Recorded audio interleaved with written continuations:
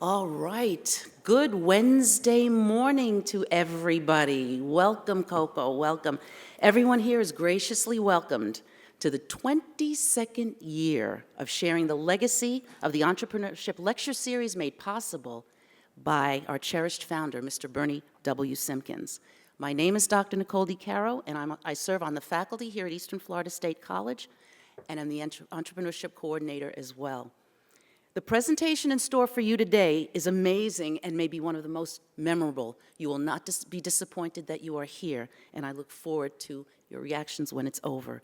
Very shortly, Mr. Jim Stovall will be speaking with you, and the topic of his presentation is, Yes, You Can.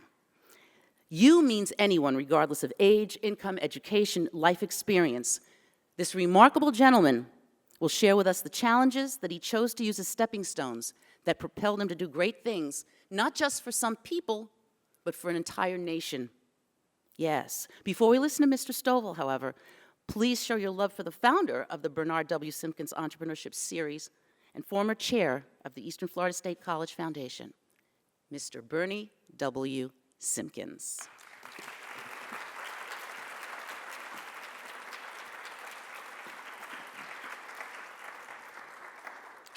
Good morning, everybody. We sure are glad that you're here. And let me assure you that you're going to be glad that you came. We're very fortunate to have our speaker that we're going to have introduced in a few minutes. And you're going to take something from this very meeting that will last for you for life. So sit back, relax, enjoy it, and be glad you came. I'm glad you came. Is Randall Garland here? There he comes. Come on up, Randall. And while he's coming up, I'll tell you a little bit about him. He is the winner of the scholarship award that is given every year, twice a year, and he's the winner. He boiled it out by a committee of about 20 people that made application, and he's the winner. Randall Garland is 23 years young.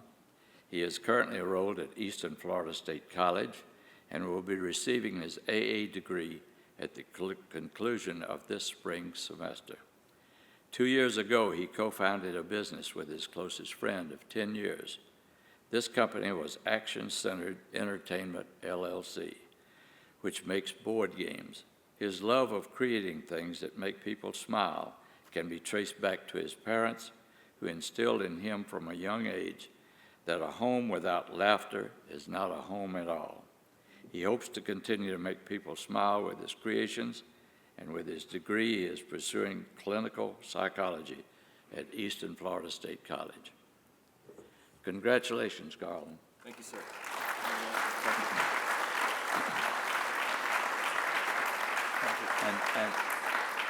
And best wishes in your future college work and in the business that you're trying to build. Thank you, sir.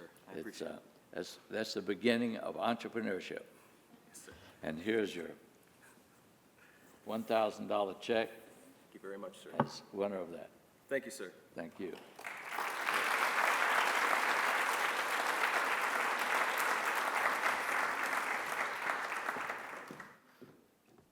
On January 23rd, 2012 was a special day. Dr. Jim Ritchie was named to the position of college president. A true visionary, and he is a true visionary, Dr. Ritchie immediately began expanding and transforming the academic mission of the college to include offering four-year bachelor's degrees in the field of business, healthcare, and computer information technology, among other degree and certificate programs. His dedication and commitment to students and community is awesome as he continues to seek relevant programs to provide graduates with in-demand jobs while contributing toward raising the quality in workplace community. The future of Eastern Florida State College and community could not be in better hands. Please show your love for the president of this college, Dr. Jim Ritchie.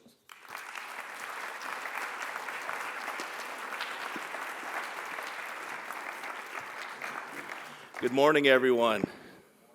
What a beautiful day out there today. I'd like to welcome you to today's Simpkins seminar that features a man of truly great inspiration.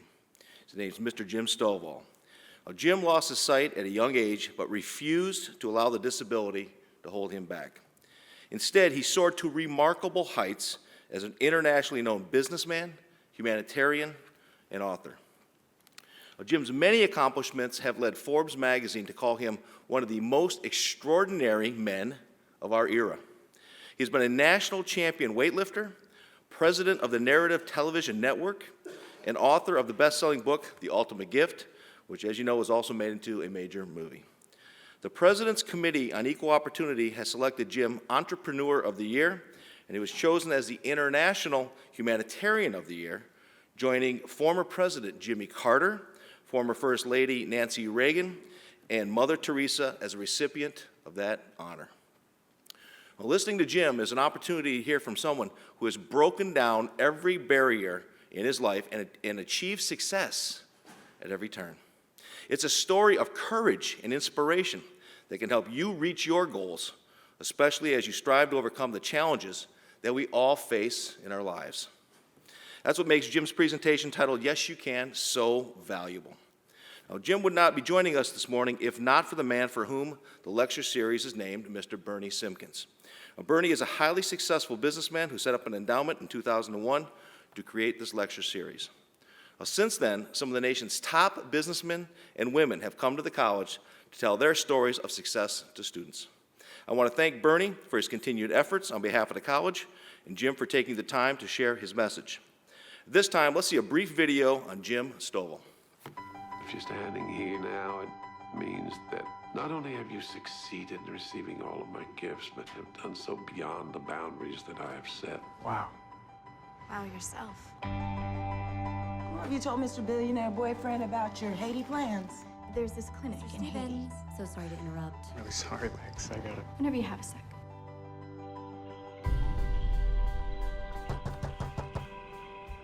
She's gone, Hamilton. I'm sure she didn't just decide to move on a whim. Yeah, well, if you've not noticed, I've been a little busy at the foundation. The 12 gifts that your grandfather taught you, any idea where they came from? No. Well, you're about to find out.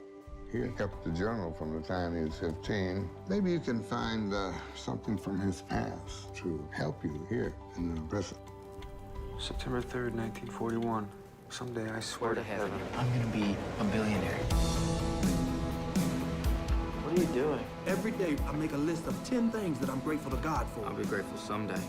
You gotta be grateful for the little things in life. Otherwise, you'll never be grateful for nothing. It's a good-looking post there, Slick. By the way, name's not Slick. It's Red. Gus Caldwell. Girls call me Stud. I'm gonna stick with Gus. I want to know everything I can about how to be successful, just like you are. Success takes a lot of things, son. A lot of things working together. I'm not gonna let you do this. How can I ever be worthy of getting my share if I'm not willing to go fight for it? Hey, Slick, stay with me. Red, looks like this one's dry. I don't want to hear that.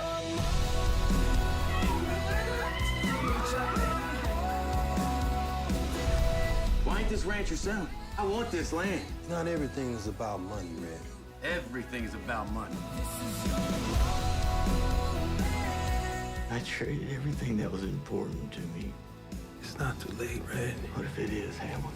Your legacy is your family.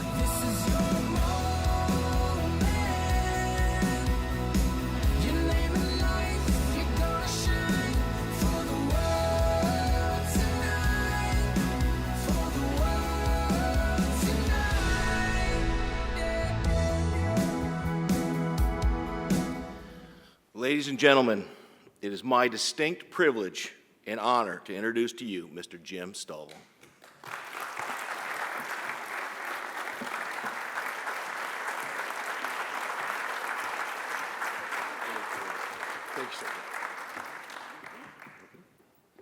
Well, good morning to you. Okay, you got a blind guy up here. If I can't hear you, I go home. So let's try it one more time. Good morning. Much better, very impressive. Wow, it was fun. This is our third presentation down here in Central Florida, and I hadn't been around when they played that clip, the trailer for the Ultimate Life movie, in quite some time, and it was kind of fun to get to revisit that because it's always quite an honor to write a book, and then 20th Century Fox decided to make it into a movie, and that was our fourth movie. We have two more in production now. And if you get a chance to see The Ultimate Life, you'll enjoy James Garner and Brian Dennehy and Peter Fonda and Lee Merriweather and all the great stars and the Academy Awards and all that stuff. But if you see any of my movies, there's a brief scene in each of the films. It's cinematic excellence. It's theatrical magic is what it is. And there's always a scene with a limo driver, and the guy looks exactly like me. And something has just always made sense to me about having the blind guy drive the limo. The director of that film, Michael Landon Jr., had called me and he said, we'd seen you speak at an arena event out in Las Vegas and we'd like you to play a part in the movie. And I assured him I'm not an actor, and he said, well, you can do this. And he said, just pick a role out of the script you want. And I said, I'll do anything but play a blind guy. I don't want to be the blind guy. So I thought, I got to pick something they won't turn into a blind guy. So I picked the limo driver. And this is our fourth time I've been the limo driver. The film before this one was based on my book, The Lamp, and starred Louis Gossett Jr., the Academy Award winner, a great film. And I asked some of my business colleagues to appear and do little cameos in the film. I'm hoping to do one that will get Bernie Simpkins in a movie. I think it'd be really huge. But I asked some of my business colleagues to play little cameos with themselves, and I called Steve Forbes. I said, Steve, I want you to be in this film. He said, Jim, I'm not sure I could do a movie. I said, Steve, I've got footage of you on Saturday Night Live in a chicken suit. Of course you can do a movie.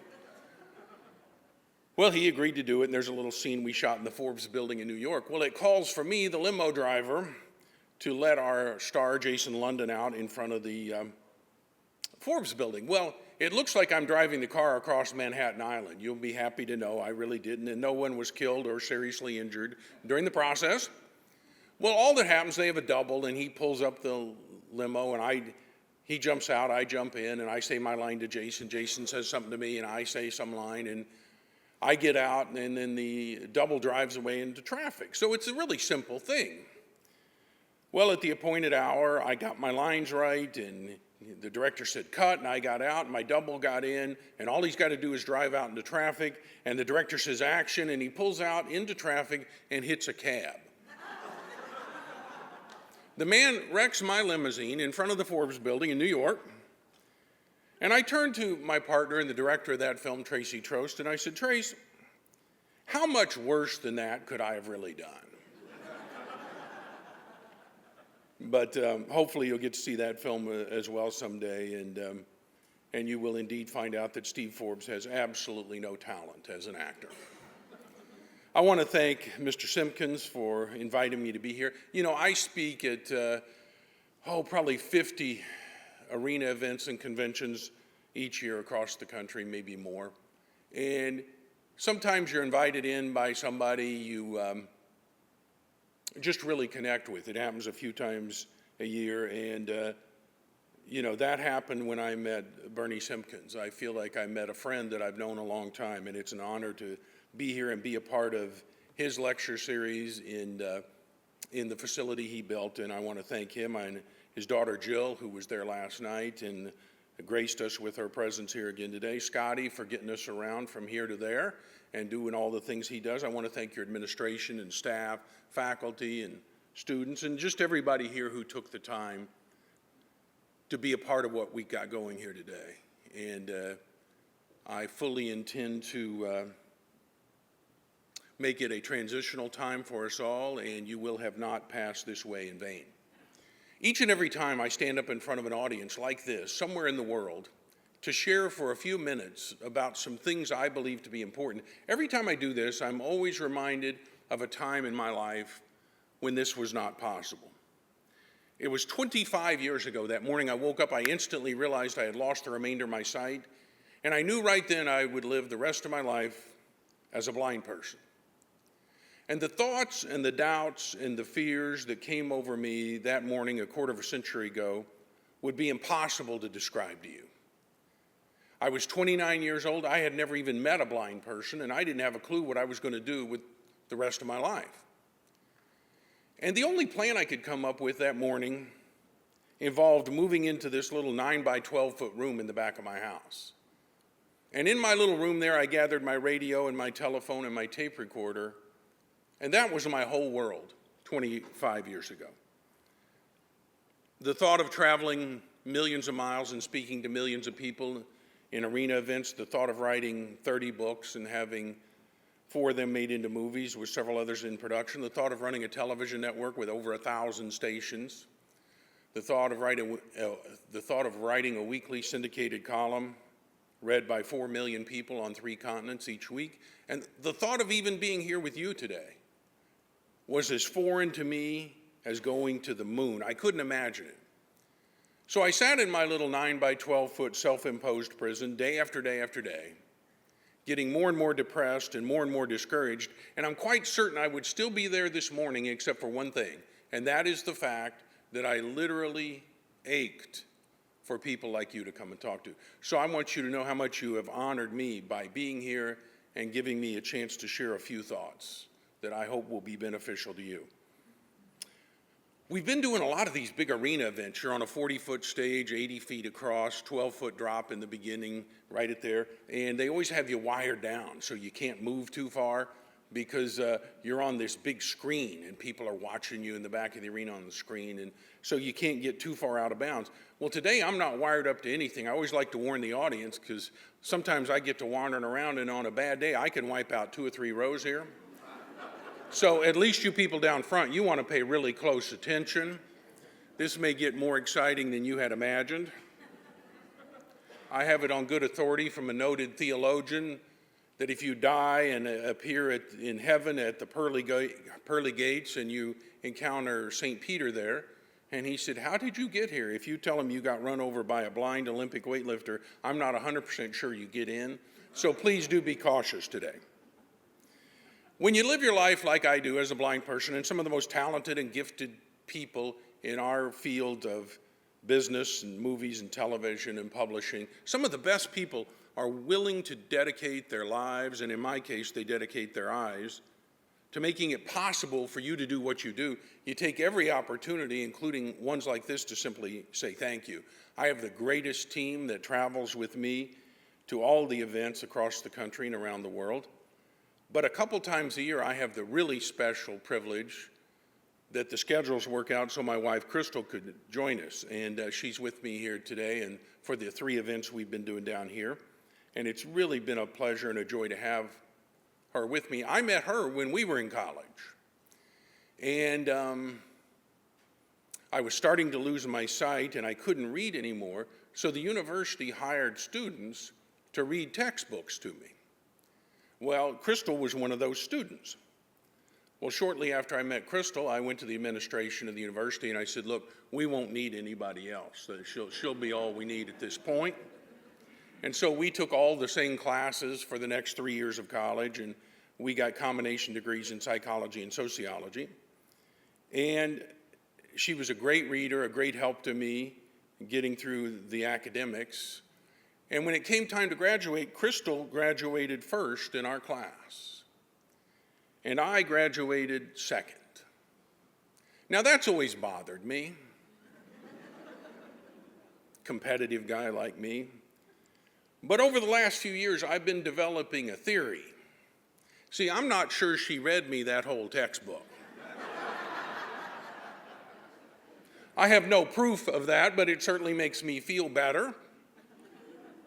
A lot of great things have happened to me in my life, but the best one's sitting right over there. Would you help welcome my wife, Crystal?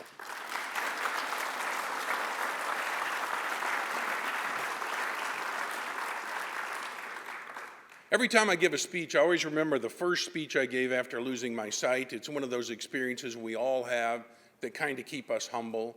I had just started the Narrative Television Network, and we make movies and television accessible for the 13 million blind and visually impaired people in North America and their families.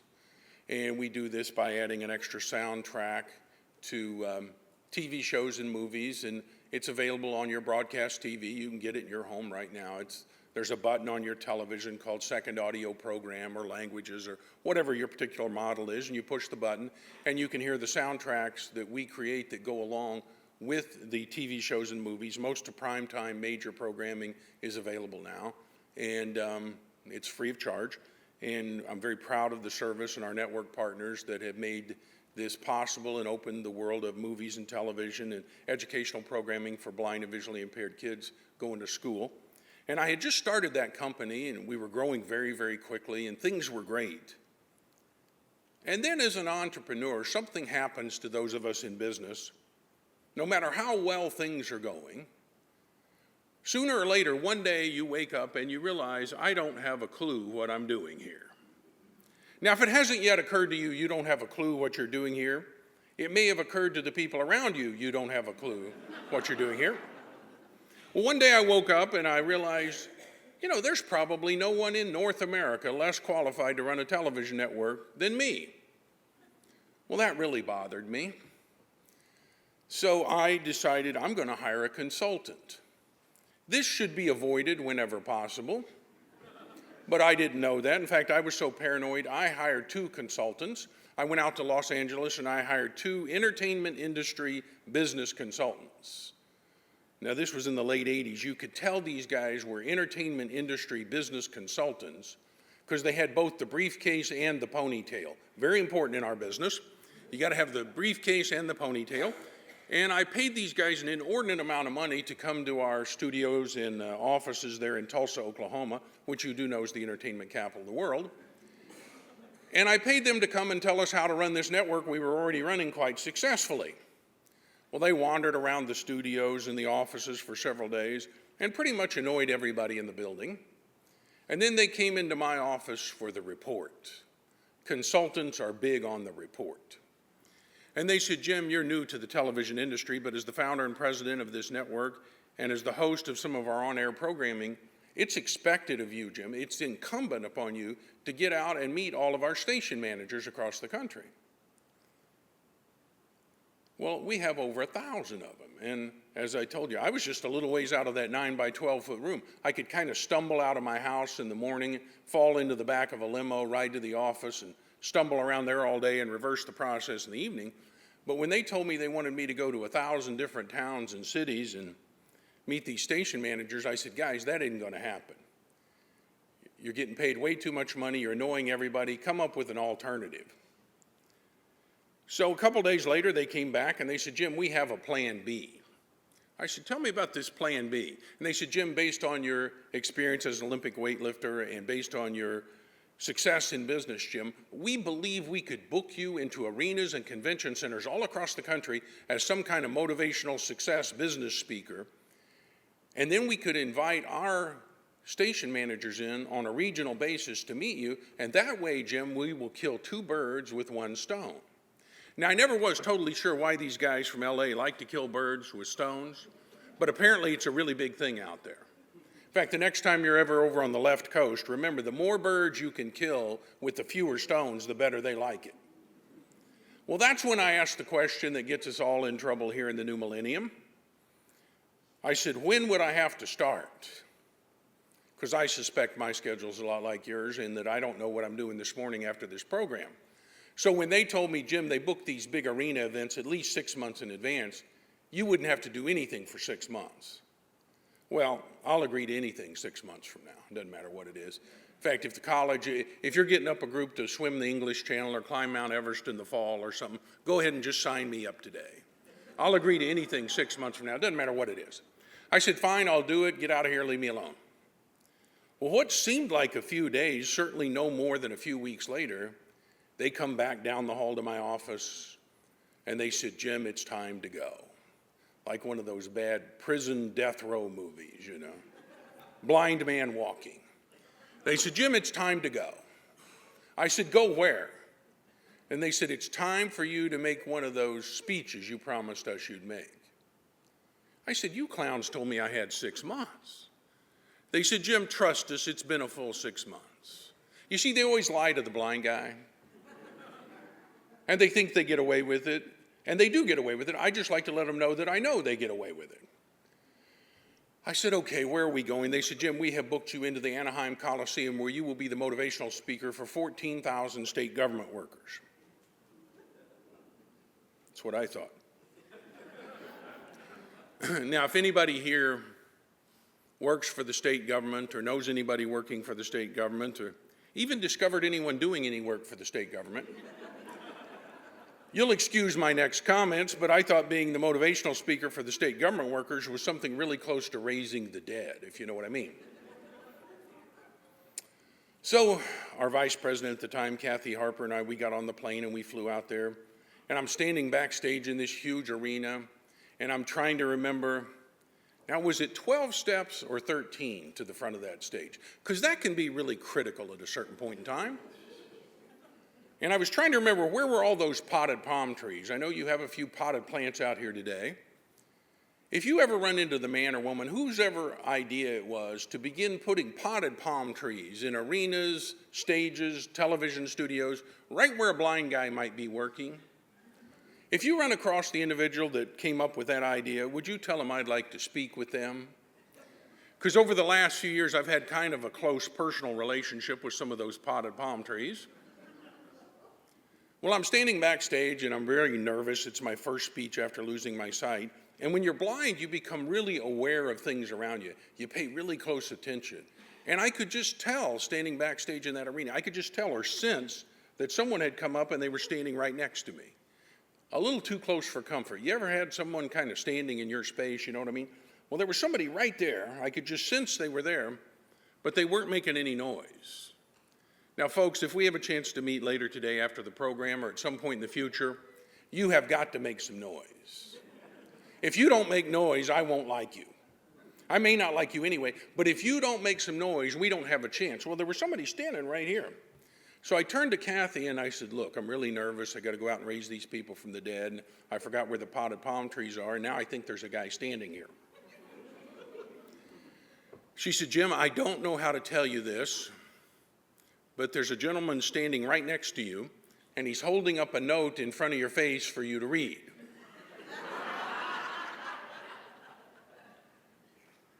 I said, what does this note say? Kathy leaned over and said, Jim, the note reads, I am deaf, can you help me find the front desk? So I turned to the deaf guy, I said, no, sir, I'm blind, I can't help you find anything. You got 14,000 people in the building, you got to ask me where the front desk is. I mean, you could even get a state government worker probably to help you with that. You might have to get 3 or 4 together and form a committee or something, but they could do that. So I turned back to Kathy and I said, what's he doing now? She said he's holding the note closer. I explained it to him even louder, and folks, we never did get together on that thing. And somewhere here in America, there is still a poor deaf man wandering around looking for the front desk, and if you run across him, I would appreciate it if you would help him out. Well, that ends the deep intellectual academic part of my remarks today. I like to get the heavy stuff out of the way right up front. Ladies and gentlemen, there are 2 things, and really only 2 things I want to make very sure you know when you leave this place that you may or may not have known when you came in. And if you know these 2 things as you leave here, I will feel as if I have accomplished my mission. What you do with them is quite simply your mission. And the first of these 2 things I want to make sure you know is you have one and only one God-given right in this world. And that is the right to choose. And you are who you are and where you are in every area of your life because of the choices you've made in the past. Or if I was to put that another way, all the choices you have made in your entire life, all put together, have brought you to this place at this time, sitting in that chair right now. Now, as we travel around the world and tell millions of people that you are where you are because that's where you chose to be, a lot of people don't like that because we have become a society of people that loves to blame the other guy.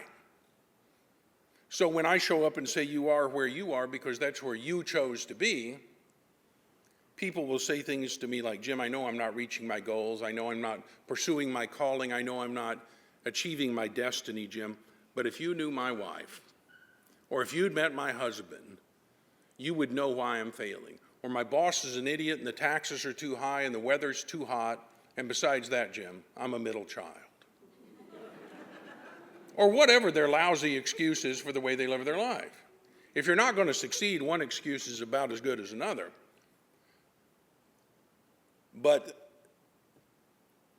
you know, we have to accept the fact that we picked this life, this place, and the results we are experiencing today. And only when we accept that can we live the rest of this day and the rest of our lives in the certain knowledge that tomorrow will be anything we want it to be based on our right to choose today. So the next time your life isn't turning out the way you want to, personally, professionally, any area of life, don't blame somebody else. Accept the responsibility. Right now, I'm going to give you a free gift. You can use it for the rest of your life and share it with anybody you want. It's called the Jim Stovall one-size-fits-all, 100% money-back guaranteed excuse for all situations.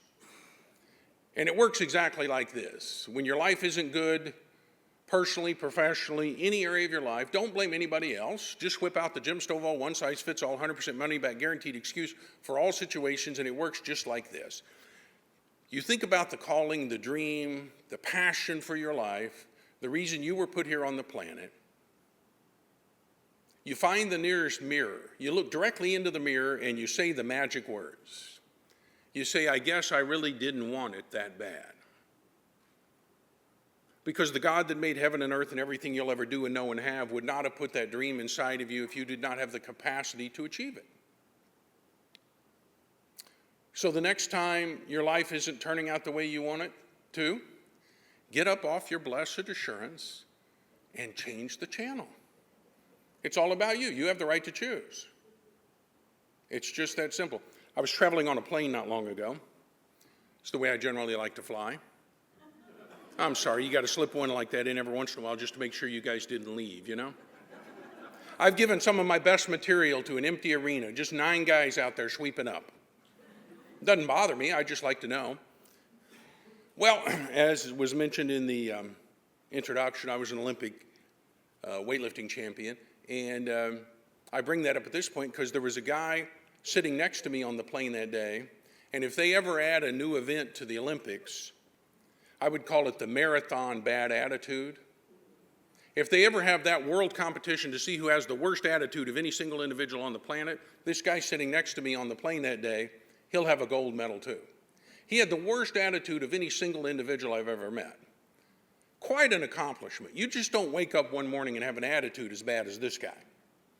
I got on and stuck my hand out, introduced myself. He mumbled something. And then he said, I don't like this airline. My seat's not comfortable. I don't like the airport we'll be connecting through, and I don't like our final destination. I don't think he liked me, but we didn't get that far into the conversation. Those of you who travel a lot, you know there's only 2 kinds of flights. There's the headset flight, and then there's the conversation flight, pretty much determined by your seatmate. I knew right then, this is going to be a headset flight here. In fact, that day I invented a 3rd category, hereafter known as the high-volume headset flight. I didn't even want any leakage from this guy. Well, we took off, and after a few minutes, the nice young lady, the flight attendant, comes down the aisle and says, gentlemen, we're going to be serving your dinner here shortly. Would you like the chicken or the beef? I said, well, I believe I'd have the chicken this evening. And then she turns to my Olympic seatmate of the bad attitude and said, sir, would you like the chicken or the beef? He said, it doesn't matter. She said, sir, we have plenty of the chicken and beef dinners on board. Which would you prefer? He said, it doesn't matter. She said, sir, you are a first-class passenger here on our airline, and it's my job to give you extraordinary service, so could I bring you the chicken or the beef? He said, it doesn't matter. Just get out of here and bring me something. A real ray of sunshine, you know? One of those guys that can brighten up the whole room just by leaving. Well, after a few minutes, she came back down the aisle and gave me my chicken dinner and gave him the beef dinner. Now I have a Braille watch, so I could time this because I knew someday I'd be telling you this story. For the next 41 minutes on this flight, according to the official Braille watch, for the next 41 minutes, he told me everything you could imagine and some things you could not imagine that were wrong with his beef dinner and why he wished he had the chicken. And then I realized that's the way most people live their lives. There's a few people that make the right decisions. They're the healthy, wealthy, happy, successful people that get whatever their own definition of success is out of this life. There's a few people that make the wrong decisions. They live in places like Leavenworth and San Quentin. And then there's the vast majority of people you will ever meet in your life that never make a decision at all. They spend more time planning their 3-day weekend than they do what are they going to do for the rest of their lives. And if you don't get anything else out of our brief time together here today, I want you to realize this life we're living right now, this is not a practice game. This is the World Series and the Super Bowl and the Olympics all rolled up into one. And if you don't feel that kind of power and passion about what you do all day, every day, you either need to find something new to do or you need to find a new attitude. Because at best, life is too short. So you have the right to choose. The second thing I want to make sure you know before you leave here that you may or may not have known when you came in is you're sitting there right now in that chair simply one quality decision away from anything you want. Because you change your life when you change your mind. That is the most dynamic concept you will ever encounter. Everything you'll ever do and know and have and create and believe and leave behind as a legacy is based on the fact that you change your life when you change your mind. I don't see any better today than I did those 25 years ago when I walked out of my little 9 by 12 foot room. And when I walked out of my room that I had been in for many, many months, sitting there, I thought I would never leave that room again. And then finally it occurred to me, I don't know what it is out there I'm afraid of, but it can't be a lot worse than spending your whole life in this little room. So the first day I got out of my room, I didn't make millions of dollars or write a best-selling book or make movies or start a television network or do a speech. The first day I walked out of that room, I walked 52 feet to my mailbox. One of the hardest things I've ever done. And as I reached out my hand and I touched that mailbox at the edge of my street there, my foot touched the curb. And even though I had lived on that street for over 10 years as a sighted person, as I stood there on the curb, I realized something for the first time. I live on a magical street. Because for the first time I realized that street is connected to another street that intersects with another street that leads to another street that would take me anywhere in the world I ever wanted to go. And it did, and it has, and it still does. But the important thing for us to consider this morning is the fact that you live on a magical street. And you think about your dreams, your goals, your calling, your ambition, the things you want to do in this life, it all starts where you are right now. And I know it doesn't always feel like that. It doesn't for me, it doesn't for anyone. But there are certain special times in your life. You'll go through struggles and chaos and all of this stuff, and you'll have these turmoils, and then you'll reach a plateau of success. And you'll look back and you'll see a divine order. And you'll realize, as chaotic as that was the only way I could have gotten here. That was the only way it would have worked. You change your life when you change your mind. Some of you are going to do that today. You know, you're going to think about that dream, that goal, that calling, that thing that you were put here on the earth to do, the one that scares you to death. And you don't know how to do it, when to do it, where to do it, who to do it with. You don't know where to get the money. You don't know anything about it. But the one thing I know is if you'll sit right there in that chair and go into that little voting booth in the middle of your soul that only you and God know about, and if you'll vote yes for yourself and that big dream, your whole world will change starting today. Because your mind is the best and most magnificent creation. It will bring you anything you want. And whether you realize it or not, that big dream you've been avoiding and haven't been thinking about, you've instructed your mind, whether you realize it or not, every time that comes into your conscious thinking, come up with an excuse why I don't do that. Makes you feel better.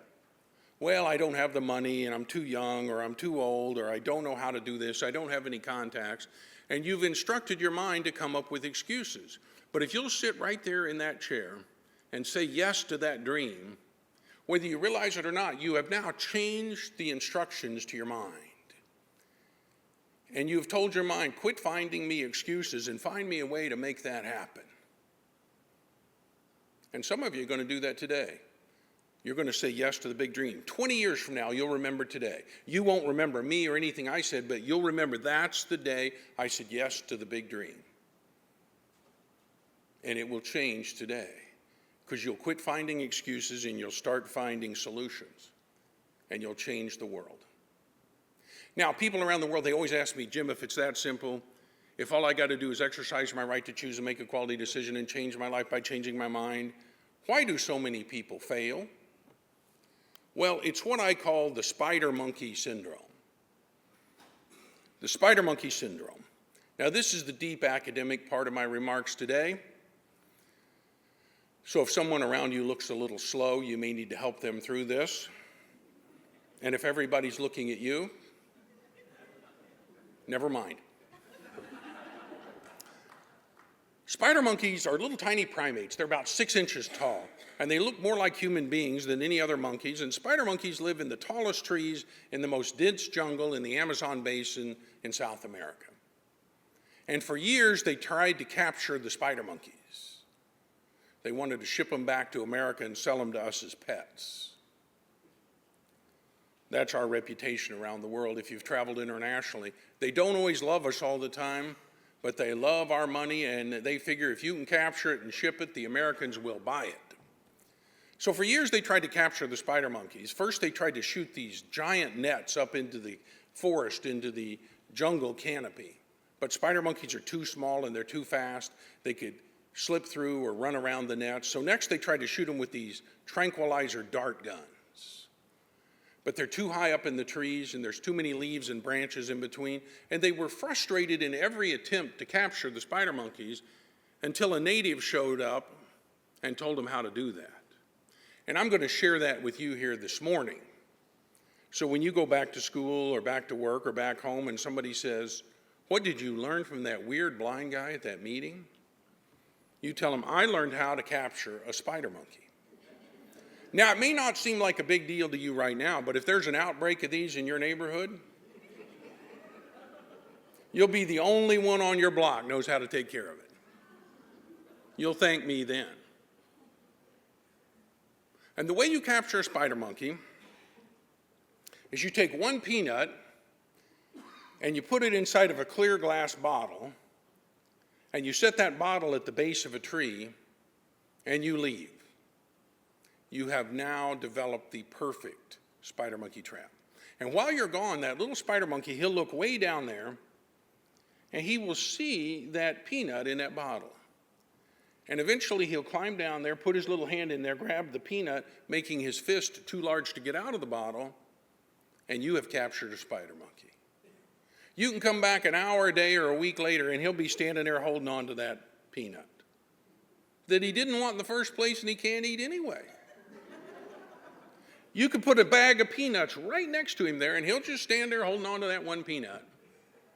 You can put bananas all around him there, and he'll just stand there holding on to the peanut. He'll eventually starve to death if you don't help him.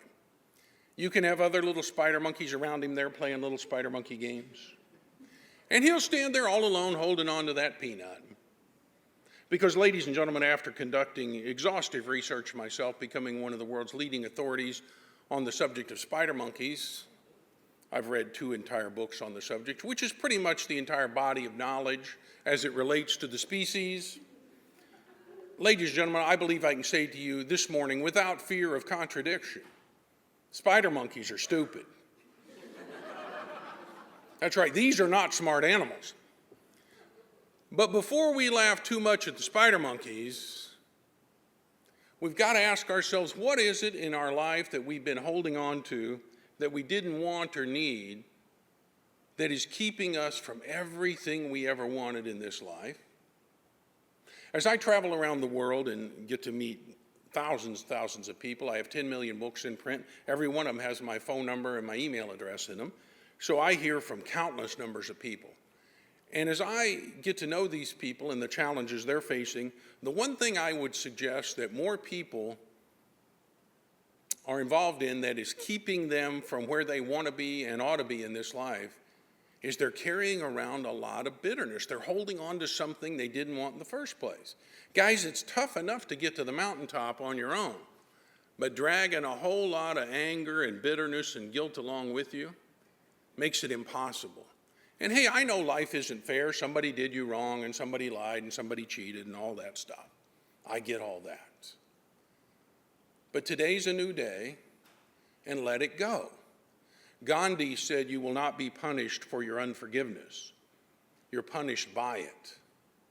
Let it go. You know, somebody did something to you 10 or 15 or 20 years ago. They were rude, they were mean, they were unfair, they were dishonest.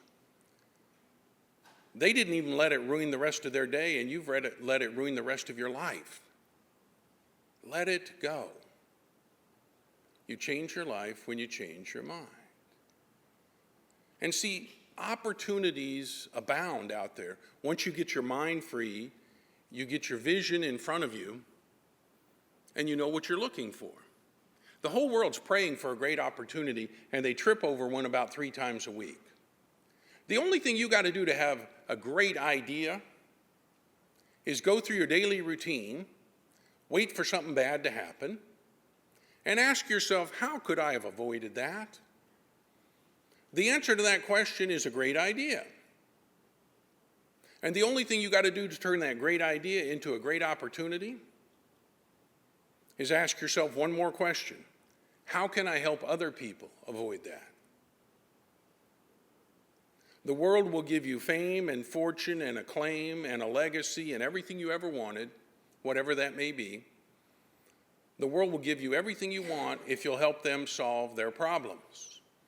Or as my late great friend and colleague and mentor Zig Ziglar always used to say, you can have everything out of this life you want if you'll just help enough other people get what they want. But if you worry about money, you'll never have any. If you worry about serving other people, you'll have everything you ever wanted. And I talk to a lot of young people these days, and they say, Jim, I just want to make a lot of money. The only people that make money, they work at a mint, and they print dollar bills. They make money. The rest of us have to earn money. And the only way you earn money is by creating value in the lives of other people. So if you'll get up every day and ask yourself, how can I create more value for more people? How can I serve them? How can I solve their problems? Because in business and in life, whatever the answer to the problem is, it's not about you. It's about them. You worry about them, you'll have everything you want. You worry about what you want, you'll never have anything.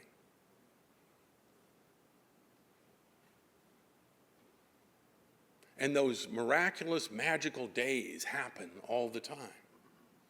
All the time. When I was a young man, I had one dream, one goal, one ambition in life. I was going to be an All-American football player and then go in the NFL and make my living as a pro football player. And the scouts and coaches assured me I had the size and speed to do that. And life was great. I didn't study. I didn't do anything.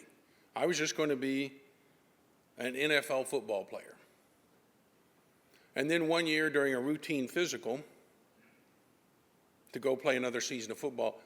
See, every year before you go play football, they make you get a physical exam so they can assure themselves that you're healthy before they take you out and try to kill you. Well, you know, they take you in and they poke you, prod you, weigh you, measure you, they do all this stuff. And the exam was taking a lot longer this year than I'd remembered it being. Finally, a second doctor came in and he ran some tests, and then a third doctor came in and he ran some more tests, and eventually the 3 doctors took me down a long hall and they sat me down at a table and they said, Jim, we're not sure why and we're not sure when, but we do know that someday you're going to be totally blind and there's nothing we can do about it. And your whole world just stops right there. And I realized I was not going to be an All-American football player and go into the NFL and make my living as a pro ball player. Do you know, I checked it out, at that time and to this very day, there's never been a blind guy in the NFL. There's a few referees we're a little concerned about, but there's never been a blind ball player. I didn't know what I was going to do. Well, since I wasn't playing football that year, every fall into my city in Oklahoma, the state fair comes, and it's a big deal. And I hadn't been in many, many years because I'd always been out playing football. Well, this year I knew I wasn't going to play football, and the state fair came to town. And I thought, I'm just going to try to forget about this going blind thing. I'm going to forget about the fact that my big dream is gone. And I'm just going to go to the state fair today and try to escape and enjoy myself. And every morning I have a quiet time of meditation. And, religion's a great thing until you hit a crisis. And then you better develop a relationship. And I told God, I said, look, if you're real, you better show up today, because I'm in a bind here. And I went off to the state fair and I tried to forget about it. And two amazing things happened that day. Amazing things happen every day. We just don't pay attention to them. The first thing that happened to me is I was wandering through an exhibition building, and they had an exhibit or a group from the previous Olympic Games. And they were doing demonstrations, and they had the gymnasts and all these people doing things, and it was fascinating. And then they brought out the weightlifters, and I watched those guys, and I thought, that's something a guy could do even if he was losing his sight right there. 3 years later, I was the national champion and made it onto the Olympic team. Well, I left that exhibition building and I wandered down the midway, and there was a big pavilion, a big arena there, and it had a huge banner on it. It said free concert. Free concert. I didn't even know who was playing, but free really fit my budget. Well, I went in and there was nobody there yet. I didn't know who was playing or when they were playing, so I wandered down and I sat right there on the front row. And sitting there all alone, I thought about my dream of playing football, and I thought about it going away, and thought a little about those weightlifters, and I got angry. I probably got mad. I cried a little bit, lamented my situation. And I was really unaware of the fact that the arena filled up around me. I don't know how long I sat there. And the first thing I was really conscious of was a voice I will never forget in my life.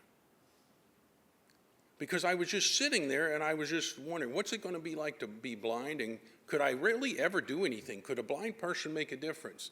And this voice said, ladies and gentlemen, please welcome to the Tulsa State Fair, the one, the only, the legend, Ray Charles. And they brought Ray out. He was about 12 feet away from me. And Ray was magic. And I told God, okay, I get it. Maybe a blind guy can do something. Now, it seemed to me, Ray's kind of got this music thing covered. I better go do something else. And that was the beginning of a change in my life, all in one day. And every day is one of those days, if you keep your mind open and your mouth shut. Well, 10 years went by. My business had grown. I was a success.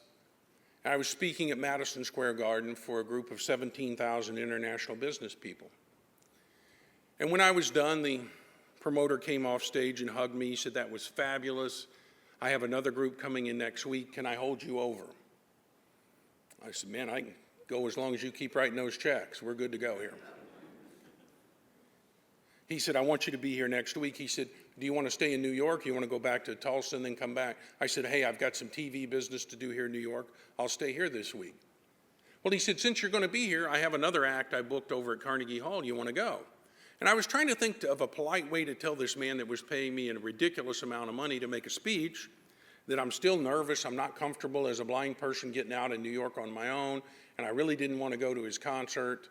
And I was trying to think of how to say that. But all I could think of to do was just show a little interest. I said, so who do you got in town? He said, tomorrow night, Ray Charles opening at Carnegie Hall. I said, yes, sir, I believe I'd go to that. And there I was sitting on the front row again. They brought Ray out. Ray was magic. And the promoter said, Jim, just wait here after the show, and I'll take you backstage. You can meet Ray. What a great experience. So we go backstage, and he says, just wait a minute, Ray's got to sign a couple more autographs. I'd been blind for almost 10 years then. I didn't know you could write. So I said, how does Ray write? Well, he heard me. He said, who said that? I said, well, Ray, my name's Jim Stovall. I'm blind too, and I didn't know you could write. He said, son, anybody in your life ever thinks enough of you to want your autograph, the least you can do is learn how to write your name. Kind of ticked me off, actually. I said, well, old man, you're going to have to show me. He said, sit yourself down here. And I sat down, and he traced it out and showed me how he could write his name, and we traced out my name. And it was 4 or 5 years before I could write anything other than Jim Stovall and Ray Charles. That's all I knew how to write, Jim Stovall and Ray Charles.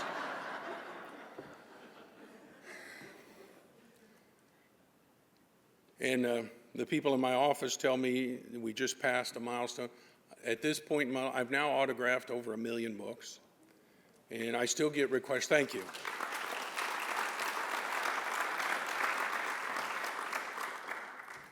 I still get requests from time to time to sign a Ray Charles, so I still do. And one of the last 3 or 4 shows he did was in my hometown. He played at the Performing Arts Center in Tulsa, Oklahoma, and I got to go see him one last time. He was magic. And I remember him saying, you know, you ever think about what an angel looks like when you get to heaven? I said, I don't know. I said, what do you think they look like? He said, probably these white fluffy things or something. I said, Ray, all I know is the angel that came in my life. The only thing I can say is angels probably look a lot like Ray Charles, because you were there when I needed you, man. And those miracles come every day. And I encourage you, as often as you can, wake up in the morning, be thankful for everything, and then go out and look for the magic, because it's there. It's there.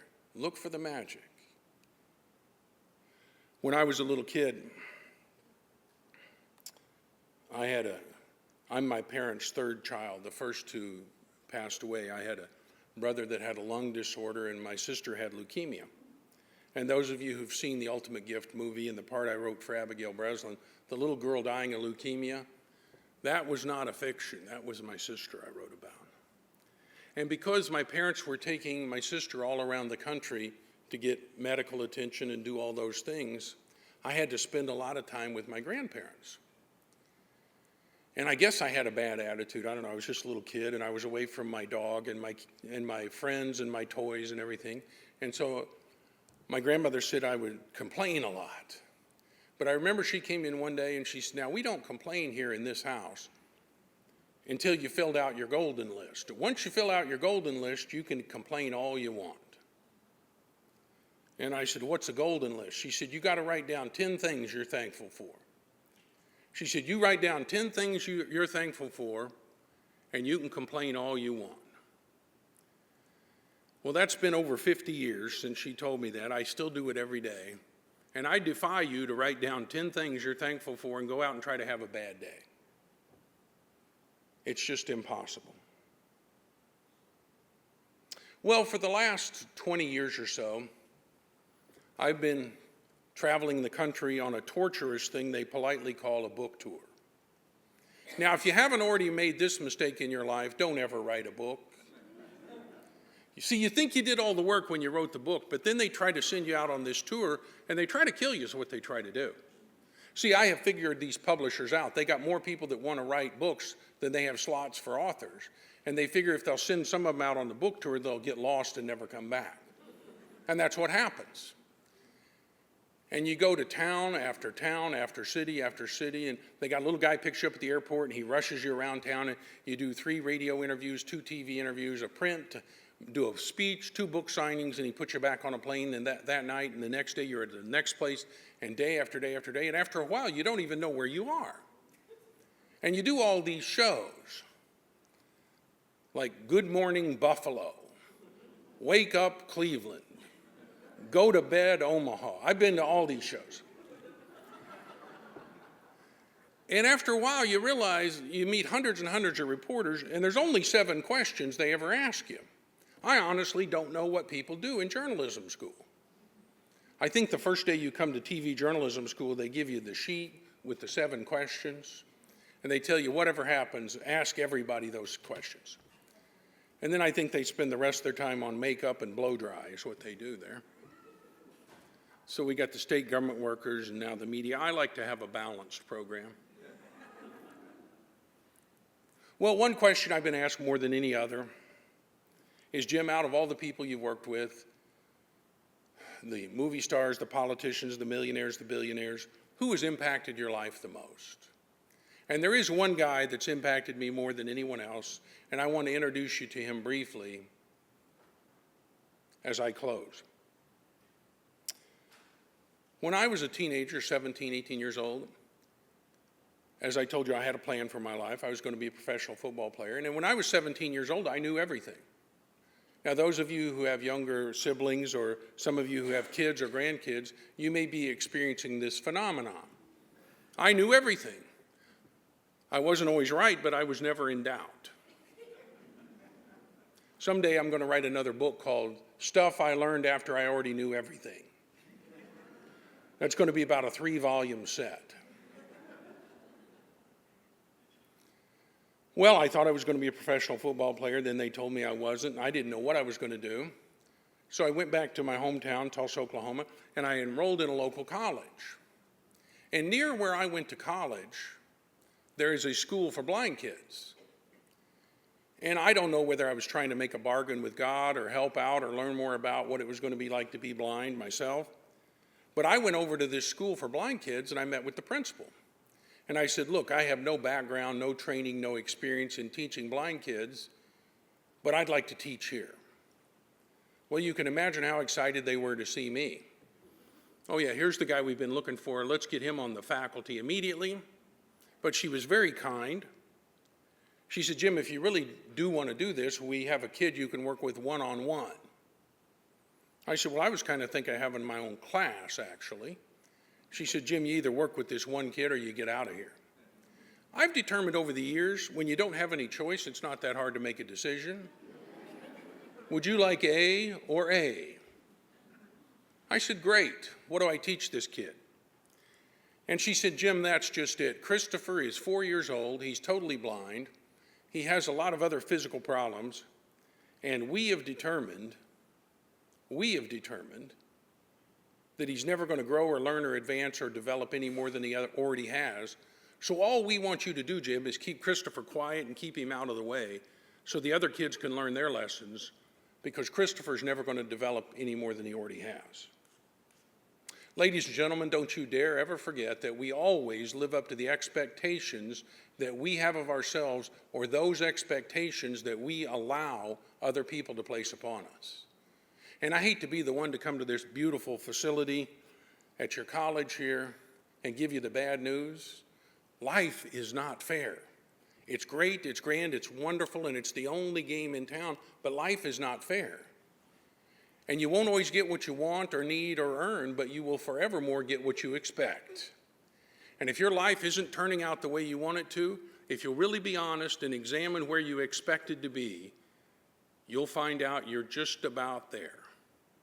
But the beautiful thing is, you can change your life by changing your mind starting right now. Well, that first day I went out to meet Christopher, and the only training they'd given me to work with this poor kid was 2 things. They said, Jim, he doesn't know how to tie his shoes. We're afraid he's going to trip on a shoelace and be injured, and he doesn't know how to climb the stairs. It's very hard for him to climb the stairs, and we're afraid he's going to fall down, get hurt.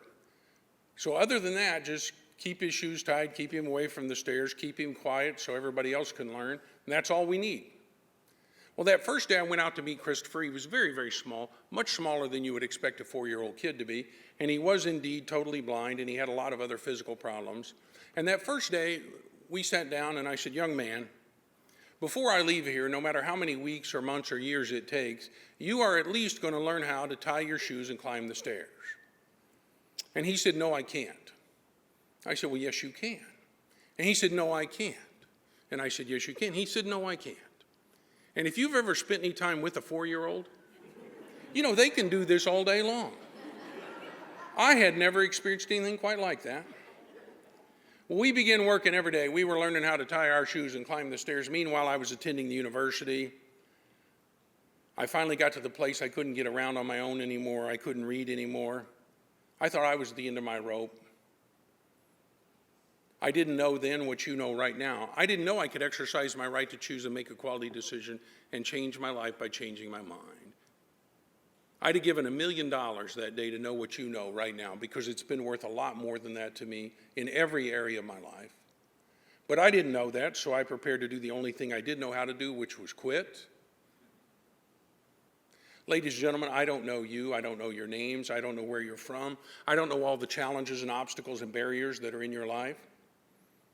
But there's one thing I know about you better than you know about yourself, and that's why I came here today to talk to you. What I know is that when it comes to that big dream inside of you, that goal, that calling, that passion for your life, I know this one thing: it is always too soon to quit. I know you think you've thought of everything, you've tried everything. I know you think you're at the end of your rope. You're not even close. And I hope that enough obstacles and challenges and barriers will come into your life so you will find out what a giant of a human being you were created to be. But I didn't know any of that, so I prepared to quit, and I went over to the school for blind kids and got there early, and I met with the principal. I said, look, now I'm going blind myself. I can't come here anymore and work with Christopher. I don't know what I'm going to do, but I can't make it. This will have to be my last day. Well, I didn't know, out of all the days, they dropped Christopher off early that one morning, and he was standing outside the open door to the principal's office hearing that whole conversation.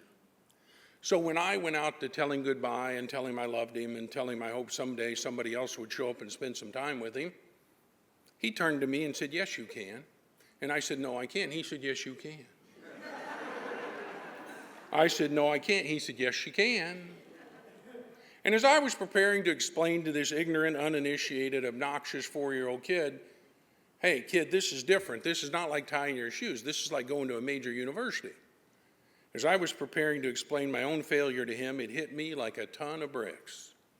Stovall, either get up and do something with your life or quit lying to the kid. Because if it works for tying your shoes, climbing the stairs, and finishing college, and creating lives and careers and legacies that are worthy of you and worthy of your best efforts. And if it doesn't work, quit lying to the kid. 3 years later, I graduated from that university with honors, and that same week, I had the privilege of my life with what little vision I had left. In fact, one of the last things I ever really remember seeing was then 7-year-old Christopher climb 3 flights of stairs, turn and sit on that top step, and tie both of his shoes. And that's the person that's impacted my life the most. It's not the movie stars and the athletes and the millionaires and the billionaires.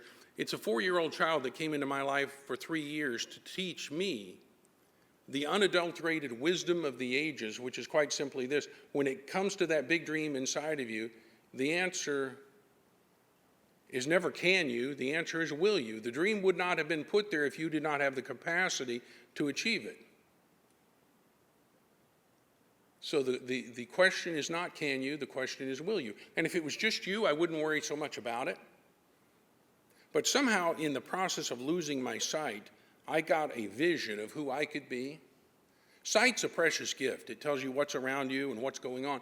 But vision tells you where you could be and what's possible. And if I had my sight today, I would see you sitting out there in your chair. And I don't, but I do have vision. And I visualize you. Some of you aren't just sitting there alone. There are hundreds and thousands, and in some cases hundreds of thousands of people sitting behind you. And those are the people who will never have an opportunity to be everything they're meant to be in this life if you don't do what you're supposed to do. About 6 weeks after that miraculous day, when Christopher climbed the stairs and tied his shoes, Christopher died of a brain tumor, which was the condition that had caused him to lose his sight in the first place. And as I was attending his funeral, one of the teachers said to me, you know, isn't it a shame we'll never know what he could have done had he been given a full life? I said, wait a minute, hold the phone. The kid has made his contribution because anything I do from this day forward, I owe to the kid. They tell me now I have shared that story with over 4 million people live, just like you and I are talking now, and many of them have done what a few of you are going to do today, which is use Christopher's example as a platform to examine your life, your goals, your dreams, your ambitions, exercise your right to choose, make a quality decision, and forevermore change your life by changing your mind. If not now, when? And if not you, who? Because when Christopher died, it was like he had a will. He left me a few things, and I will leave them with you as I close. Christopher left me with the certain knowledge there's no such thing as an insignificant person. If God had ever created an insignificant person, it would have been Christopher. His whole biography would read, lived to be 7 years old, learned how to tie his shoes and climb the stairs. That was everything he had to recommend him, but he has changed the lives of millions of people.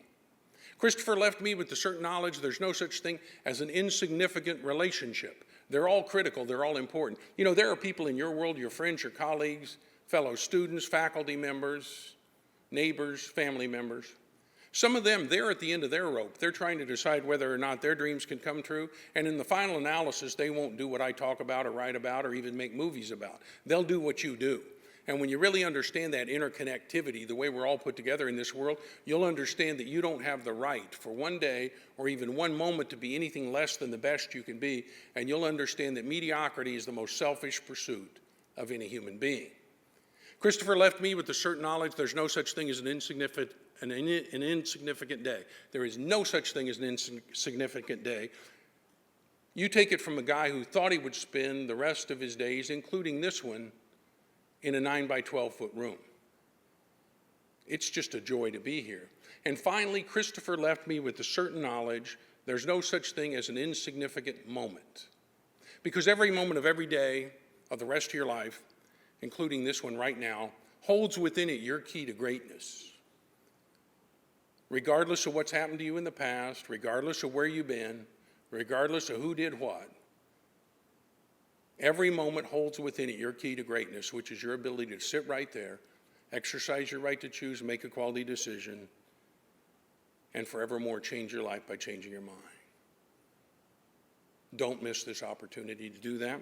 I want to thank you for this chance to be here with you and be a part of this wonderful event.